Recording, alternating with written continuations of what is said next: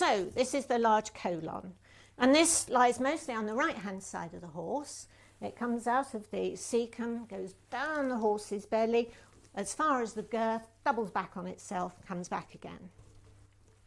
This bit can also get ulcers, hindgut ulcers or acidosis, but they're incredibly difficult to diagnose.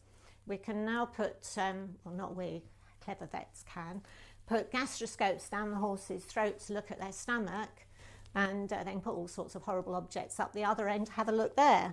But the horse's large colon is completely out of reach of anything like that. So the only way really we can tell if the horse has a problem in his hindgut is by the things that he tells us and shows us. So he might be girthy. You know, if you've got a sore hindgut, you wouldn't want somebody tightening a girth around it. He might be sore on his right-hand side. Some horses might be reluctant to take right lead and canter, for instance, because it means they're compressing a bit that's not feeling very comfortable.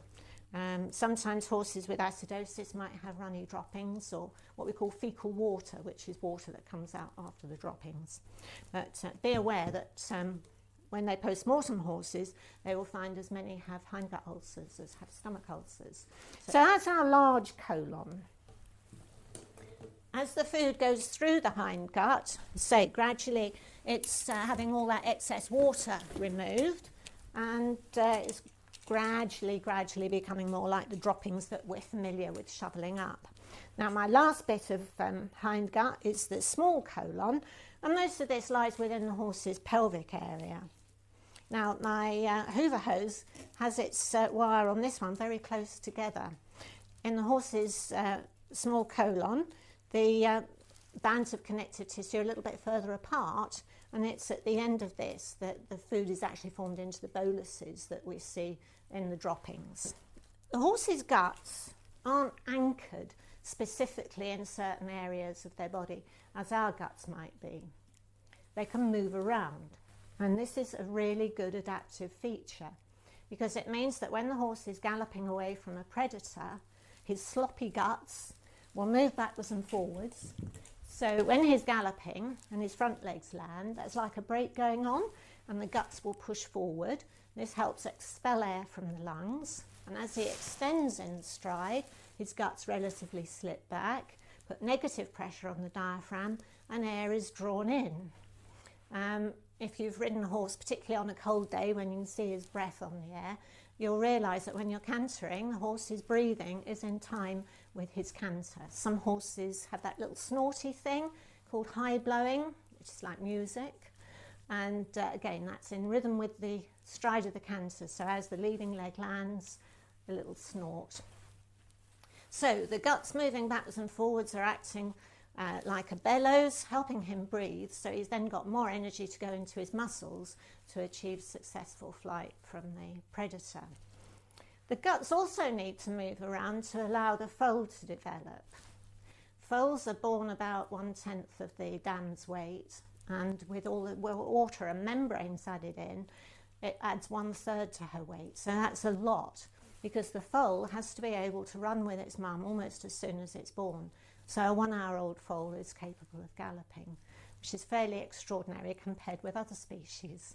So the foal has to be very mature and to develop a lot. If the guts couldn't move out of the way, there wouldn't be room for that foal to develop. When the mare gets to about 4.5 months in her gestation, the foal is, or the fetus, is now too big to stay within the pelvic area, and it slips over the pelvis into the abdomen. But remember that cecum, that's filling up a lot of space on the right-hand side, so the foal is pushed a little bit to the left. So when the mare first starts to really look in foal, you'll notice that the foal sticks out more on her near side than her off side.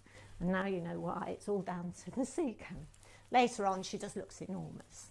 We as people have also taken advantage of the horse having movable guts, because the last part of the small colon, which is the rectum, just happens to be about the same length as a vet's arm.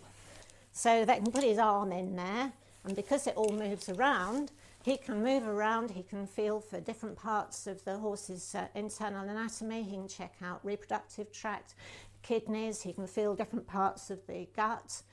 For instance, if a horse has grass sickness, which I hope none of you experience, but it does happen, because the stomach gets a bit bloated, it pushes the pancreas back. So if the vet can feel the pancreas, that's one of the ways of diagnosing a grass sickness case. So that takes us almost to the end. The horse will store up what is now droppings in the rectum until it feels like doing a pile of droppings. The book tells us that the horse does 8 to 12 piles a day. I mean, you've all done poo picking, I'm sure, so you'll know it's more like 20 a day. I would say 12 would be a minimum for good health if the horse has got a sufficiently high forage diet.